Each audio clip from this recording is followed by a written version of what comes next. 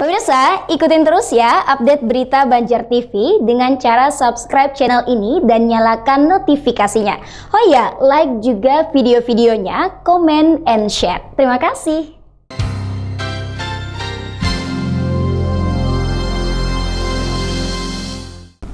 Pemirsa, pos checkpoint yang diisi petugas gabungan seperti Polri, TNI, Pol PP, dan Dinas Perhubungan sedikitnya menyedot anggaran 5 miliar. Sementara angka kasus positif corona di ibu kota Kalimantan ini terus melonjak naik. Pelaksanaan pembatasan sosial berskala besar PSBB di Banjarmasin ternyata harus dilengkapi dengan pembangunan pos jaga di 10 titik termasuk di wilayah perbatasan. Selama ini, pos checkpoint yang diisi petugas gabungan seperti Polri, TNI, Satpol PP, Linmas, dan Dinas Perhubungan bekerja untuk membatasi keluar masuk orang ternyata menyedot anggaran 5 miliar rupiah.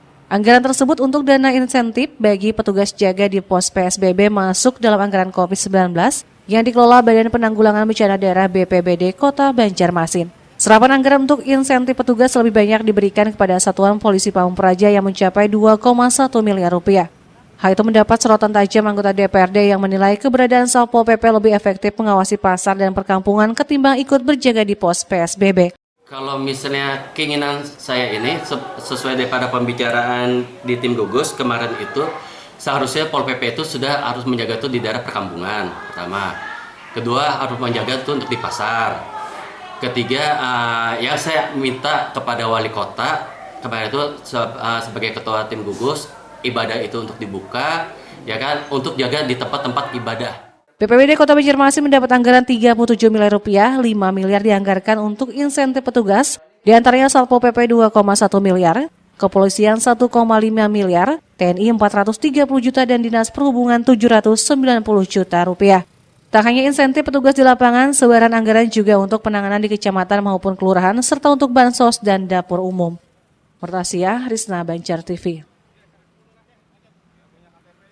Sementara itu, Ketua Komisi 1 DPRD Banjarmasin Suyato menyayangkan adanya penambahan anggaran untuk Satuan Polisi Pamung Praja atau Satpol PP Kota Banjarmasin. Ketua Komisi 1 DPRD Kota Banjarmasin Suyato menyayangkan adanya penambahan anggaran untuk Satuan Polisi Pamung Praja Satpol PP Kota Banjarmasin. Dikatakan Suyato semula untuk Satpol PP hanya dianggarkan 1,5 miliar sebagai uang insentif penjagaan di setiap checkpoint. Namun belakangan diketahui ada penambahan 640 juta saat pembatasan sosial berskala besar PSBB Jilid 3.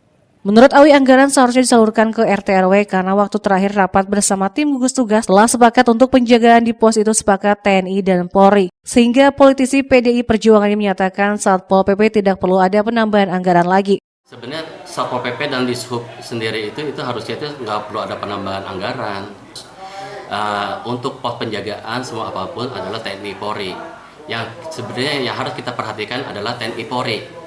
Sebab mereka itu untuk jaga di lapangan mereka 24 jam, mereka membagi shift dan mereka itu dengan beratnya untuk menjaga di lapangan.